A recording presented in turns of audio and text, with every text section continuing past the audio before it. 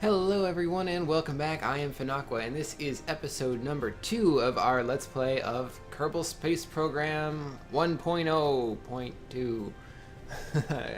We are now in the Mission Control Center looking for missions, and obviously the one I have selected is Orbit Kerbin. I believe we can do it. I have faith in our abilities as Kerbinauts and Kerbal engineers. I don't know. Anyway, we're accepting it. Left on the agenda, there are a bunch of missions to ferry tourists around. I don't think I have enough crew capsule spaces for that, so not really feeling it. What I do want to do is select the test the Thumper solid fuel booster at the launch pad, because that should be pretty easy. Basically, that's exactly when I would normally use a solid rocket booster anyway. Some of them you need to, like this one, you just need to be landed. Same idea, just you don't need to be at the launch site. Radial decoupler at the launch site. Swivel engine orbiting Kerbin. So yeah, this one you need to be orbiting between 900,000 meters and 94,000 meters in an orbit, and then activate that engine. So with things like the solid fuel boosters, that can be pretty difficult because you have to lug this heavy object all the way up to space just to activate it. So you kind of need to design your own rockets for those missions. So this is going to be easy enough, kind of do it as we go for that orbit. So let's get back out here. So we did buy some things in the last go round, so let's go ahead and just jump right into our rocket design. Here we are. This one served us pretty well. Now we have a few different parts we can play with though, so we can actually, where are we on part count? We have 7 parts to play with. I think that's going to be enough. I think we can actually just leave this. So is this the Thumper rocket? I believe that it is. No, it's the Hammer. Oh, that's the Thumper. Okay, even better. Okay, just, yeah, that's fine. All good. Yeah, we're not going to have any problems here. You know what I'm going to do actually? I'm going to zoom in a little bit first of all. I'm going to snag, what is that, 2, 4, so it's 5. Let's take those off. And then what we're going to do is that can be the heavy one, that's fine, and then we can switch over to the other rocket that we have now, which we do have now, right? Yes, I have the swivel rocket. Oops, I don't want that.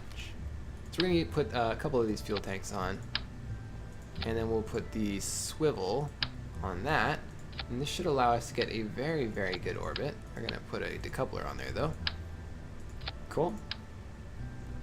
Oop, there we go. There it is. Okay. Now we're sitting pretty. Any new sciencey things? No. Utility? We do have this service bay. I'm tempted to put that on. You know what? I'm going to put that on. I'm going to put that down here. So what this does basically, we zoom in a little bit more, we can open this up and you can see there's space in there that we can attach things to. So like the antenna, I said the antenna, we can put that in here. On the side? I can put that on the side.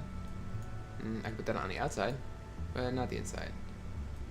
So I'm going to put that there. I'm not even sure if this is going to work in that spot, but I'm going to put it there anyway. We'll see what happens. So now if we need to transmit, that's safely put away. You know what? Let's put our... no, because we're going to need that. We're going to need that. You know what? This feels redundant. I'm not going to put it on. But that's how that works anyway. I'm so decisive. Ooh, that's not good. Hello? Hello? Can I grab it from this side, maybe? Okay, that's stuck. It's fine. You know what? It feels good. I'm okay with that. Alright, so anyway, this is what's going to happen. It's going to fire this thing off. This is basically going to do us for a good long while. Let's take a look at our center of mass. Our center of mass is here. Center of thrust is obviously going to go right down the middle. We only have one set of rockets. Center of lift is going to be right ahead of that. As this empties, this is going to move up. So basically what that's going to mean is that this is going to try and swing around it. We'll just see what happens. I forget how this whole thing works. There we go. It's fine. Into the beyond. Mark II. Save. And no, we don't want to decouple it right away. That would be terrible. That would be terrible times. We want to do that, and then we want to decouple this one. So we can go ahead and put that here. That, and we want to fire that rocket. So if you highlight either one, you can see in each space it highlights the other. So I'm highlighting the engine itself, and over on this side, it highlights it there. And if I do the reverse, it does the same thing. So I can move that down, and we'll do these in separate stages. That's fine. All right, so let's save that again. So it saves that stuff, and it's gonna bring Valentina again. Cool. Let's launch. We've got this thing. We've got this thing down pat. Maybe, assuming we don't blow up horribly. All right, we've got a rocket, a very tall rocket, if I do say so myself. All right, and let's try and be more efficient this time than last time. Ready? Here we go. Launch. Just kind of angle over a little bit here. So we do have a very heavy rocket, so this is actually not going ridiculous. 2 Gs, that's pretty solid. We were actually going faster last time, if you remember. About this point in time, we were about 400 meters a second. And we're starting to get up there. As we go higher, also, the fuel is going to cost less. Let's go ahead and fire that up. We can slowly angle ourselves over here. So the aerodynamics is going to be fighting us, so we're just going to have to just be very nice and gentle here. But we are very high ups already. Let's throttle it back to about half. So let us give us a little bit more time to go into our gravity turn. We really should have been turning more, but with that kind of solid rocket booster firing for so long, there's not a lot we could do. The only control we have is in the reaction wheels in our crew pod, and those are not strong enough to fight a huge rocket like that. All right, so we're definitely getting there. Still kind of firing into the velocity vector. Let's go ahead and open the taps there. Let's see how we're doing. Whoops. Okay, aerodynamics. Let's go ahead and hit X. Just fire this a little bit so we can get back on track here. That sounded bad, but I think it was okay. So we are going to need to bring this way, way down and up. So let's just go ahead and fire it at 75 degrees, or 45 degrees, not 75 degrees. So until we get pretty high up to about 70 meters, 70 kilometers. We'll go a little higher because we do have to fight through some gravity, or some air still. And we don't have any maneuver nodes, but basically what we're going to do now is once we get up here, we're going to fire along the horizon right here and basically flatten out our orbit. Instead of being this arc, we're going to make it into a nice circle. Well, maybe not a nice circle, but it will be a circle. That's all that really matters. So we don't have maneuver nodes, so we have to kind of do this by eyeball and by the map. I'm not playing with any mods right now. One of the ones I do like is the Kerbal Engineer, which gives you kind of these readouts of what your periapse is, what your apoapse is, time to intercept on both of those. Just really useful information like that, so you don't need to constantly be in this screen. I like that because I do like how pretty the game is. Look at this. There's like some mountains over there. And considering that this is an entire world, and you can actually go anywhere on this world, right? It's not just launching into space from this one little space. It's not like the game breaks if you go over here. I could go into that field. I could try and land on those mountains. It would not be easy. I could try. All right, here we go. We're in space. So let's go ahead and fire horizontally here. Go out to our map, and Z. We'll just fire it right up. How much fuel do we have too? That's going to be the other thing we have to keep our eye on. Not enough. We were not efficient enough. Let's see if we can get to that land. Probably not. Nah. I don't think we even made it in this, and it's going to slow down too. Alright. Well, while we're up here, let's do some more science, I guess. Materials bay. We got a little bit from this. You know what? Let's just keep it. Recycle that. Let's do a crew report. Don't need it. Let's get an EVA because we can do that now up here. This will be from over the water, so you can actually do this from over all of the biomes, which is really, really neat. So it's a board. Can we do any science up here still? A little bit. We'll take it. I mean, we're going to end up in the water again. Alright, so since we're up here, let's go ahead and ditch this engine. Just let it go right down there. When you're on a trajectory like this, going into a planet, you don't want to drop it either behind or in front of you, because then you have a chance that you might hit it. Depending on, different aerodynamic properties. We are back in the air. Very limited, but you can see 70 kilometers is where the atmosphere actually begins. in its very slight form like this. You can see it's kind of layered into these three sections here. This is about 13,000 meters, I believe. This one is to about, I want to say 40, and then it's up to 70 is the very minimal. So it does slow you down. It's very useful for aero braking if you want to capture yourself in this kind of layer of a planet, Kerbin especially. But others have different atmospheric characteristics as well. We're just going to kind of fall back to Earth with the most stately of ease. I'm going to go ahead and take this upper atmosphere science data, and I'll probably take this one as well because we already have the water from the water. So let's see what happens here. Let's see if we can not die doing this. So we are not going as fast as we were last time, so I think we're going to be fine just to let ourselves tumble back in to the atmosphere. This last time we were going really fast. We'll go ahead and turn it down because we don't want to get crazy here.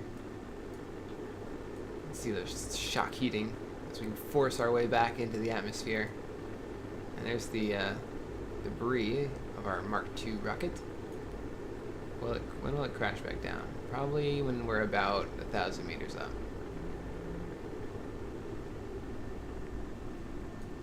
Ooh, we do have some heat. You can see the heat building up in here, but it's nothing too bad.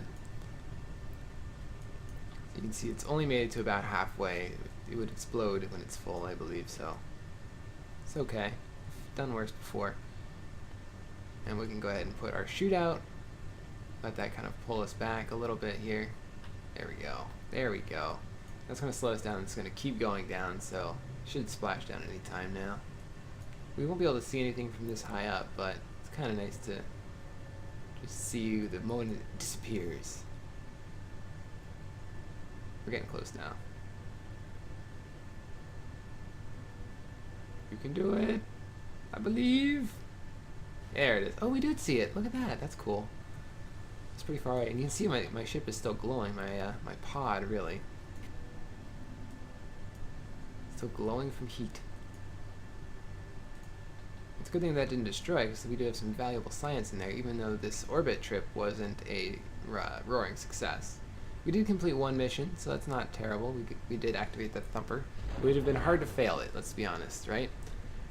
So this time around, we'll go in this with more of a look at efficiency rather than just completing that one contract. And that's how most of these contracts work, is that kind of when you take them, you're really compromising your pure efficiency to do whatever the task that these mission controllers have come up with for you. Are we almost there yet? Jeez, so slow. Let's speed it up a little bit, and we'll stop it there. Very nice, very nice. And we'll just go ahead and recover this vessel. So I'm not sure if it's because we landed in the water or if it's just because we landed, but the heat did dissipate almost instantly there. I'm not sure if it actually dissipates over time, like if we were to do a rough aero brake, if it would stay for the remainder of the flight, or if we would cool off again, maybe in space or something. Alright, so that was actually a pretty good amount of science. We got 52 now. Got some funds. We were pretty low there for a while. Valentina didn't have the stellar trip she did the first time. So let's take a look at the science bay, see what we have. Some basic science. Ooh, we can have unmanned probes, which is good. Without having any kind of power generation, though, it gets rough. Maybe for like a quick orbit trip, that would be good, though. If you have flight control, we can have some inline reaction wheels, which is would give us more control over larger rockets, as well as a inline cockpit. Ooh, this is tempting. I do like flying the aeroplanes. We got those things again, and the more... Ooh, this is tough. Maybe I should take... I'm going to take basic science, so I can get... I'll get the probe body, which is good, as well as the thermometer, which will give us access to more science. So tell you what I'm going to do. I'm going to actually... We're going to get another rocket launched in this episode. I'm going to go ahead and design another rocket. I will meet you guys when I have a finished product back on the launch pad. Okay, welcome back everybody. So here we have our Probenik, as I have dubbed it, version 1. It's not the most aerodynamic of structures, but the thing it does have is these radial decouplers, and these are actually the swivel engines on the side. So these are going to actually give us a little bit more control in the early stages when we're this deep in the atmosphere. So hopefully this goes pretty well. I'm going to just take it to about 2/3 power here, and we'll just go ahead and launch. The other thing, because I did decide to use a probe body instead of like an actual pilot, I have no SAS control. You can see I hit it, nothing happens. So I'm going to have to do this completely by hand, by eye, which is probably a good thing. It means that I'm going to be able to kind of gently ease it down. Okay, we'll let that go. We'll go ahead and throttle up. Go with full power. And we don't need to be 100% east, but having it going in that general direction is going to be a very good thing. Alright, and now we're back to our regular swivel engine. So we're good in control. Our air fins are now right in the back here, which is good. We're hitting 10,000, and we're right about at the 45-degree mark. Look at that, almost right on. That's awesome. Either I designed this really well, or I'm a really good pilot. Or maybe I'm just lucky, who knows. But let's go out to the map view so we can see what our actual height is. Still not great. So we're gonna aim a little bit higher. Just kind of try and get our velocity vector back up a little bit here, so we don't keep having to spin out almost. That's what nearly happened. Now we're gonna just take it very, very easy here. We're gonna bring up our fuel gauge. We still got lots of fuel, so we're okay there. Would really love to get higher in the atmosphere, though. We're a little bit flat right now, but that's not the worst. We're almost at 70,000, which is good. Which is very good. Oh, that's good, right there. Nailed it. Cool. We're just gonna let it go. So right now, what I have is actually, let's see, my contracts. I have to test a stack decoupler in orbit on a suborbital trajectory between 70,000 and 75,000 meters, which is pretty much right where we're aiming for here. So I'm gonna go back in here. You see we don't have very much fuel. Oh wow, look at that. We were going so fast we actually almost burned off our little winglets. Wow. This is actually good. We can see if we go up into space if that'll fix itself. So it doesn't seem to be going down right now. We're getting pretty high though. The other thing here, I didn't bring any science. This is just to have the orbit achieved. Next speed director is pretty high. We can probably hit that if we can make orbit. Yeah, so the stack decoupler is the main thing we're gonna be trying for. It shouldn't be a problem. The orbit is our main goal, but you know, getting that stack decoupler mission is not going to be hard. What's our almost in space? All right, we're in space. Nice. So now we just need to fire our decoupler. I'm gonna get the last bit of use out of this I can. Oh, did I just run out of? No, I didn't run out of charge. What the heck? Why can I not move? Oh! I can't move because I don't have any reaction control wheels. That is awkward. Let's just fire a little bit here. Just the barest amount? No? I have no fuel in this. Okay. Let's just get rid of that then. And we'll just fire this the barest amount. Just turn this kind of towards where we need to be here. There we go, right there. And we can, you know what, I think we just start firing. Right, like, look at those G's. Oh my goodness. It's an explosion of power. Helps that we have, like, no mass to us. Come on, you can do it. Let's go up a little bit. Yeah. Oh man, oh man. Alright, we're just waiting. Periaps, almost there. We just need to basically burn straight up, and I can't stop without using fuel. Let's go right there. Come on. Oh, it's not working. Dang it. Oh man, I need reaction control wheels. There. Stop. There, yes, periaps. Yes, I'm in orbit. I just achieved orbit.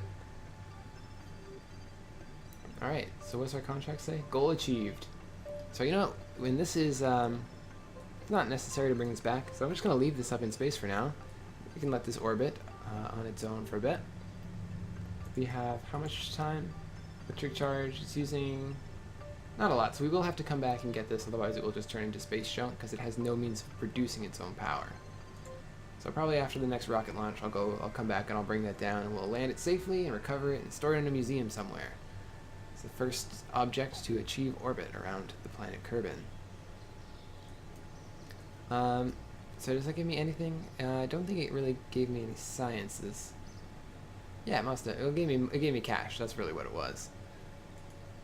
Cash to buy things. I'm gonna save up, and we're gonna upgrade the vehicle assembly building here. I didn't mean to click on it like that. I was confused by that. So it's good to know that will make orbit. For manned vessels, we're going to definitely need to have more power in the bottom stages, probably. So yeah, 7,000. Does it cost money to hire pilots? I should probably do that. Samantha, Kafpia, Wildia, Harpont, Rainin, a lot of lady Kerbinauts right now. Only I was okay, cool. I mean, hey, whatever. We got 3 men right now in there. Let's take scientists. We do need, and then I think 2 more pilots. We'll take Nancy, and Kafpia has some high courage. Oh, I have too many Kerbin. Not enough funds.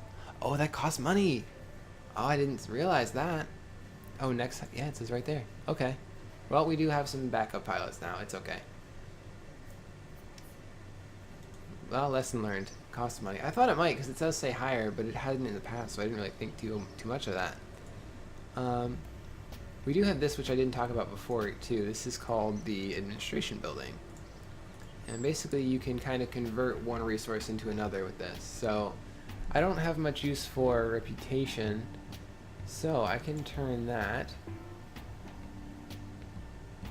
into some bailout grant. Oh, it gives me a boost of funds for an instant reputation cost. That's interesting. What is my actual reputation at? Does it say numbers? I don't see any. Research rights sellout. That'll give me funds for science. Campaign fundraising. Takes 5 reputation gains, adds 1,000 to funds for each 1 unit of reputation. See, that's the one I like, because I don't really... Outside of this system, there's not much use for it. Activate. It cost me 7 to activate, so that'll give us a good clue on how we're doing here. Pretty good, I guess. What if I click the bailout grant? What did that give me? Click it. So this will give me 13,000 for 162. I can't. Okay, that makes that easy then. I don't know if there's actually a way to get see your reputation. Anyway, so yeah, that's gonna be the episode for today, guys. We had a couple of missions, one okay and one pretty dang good. Good to the tracking station. We can see our ship. Here's our satellite, Probenik version 1. It's all the versions you need. Orbiting Kerbin with the stateliest of ease. We're probably gonna go after that contract next. But until next time, guys, have a great, awesome day, and I will see you in the next one.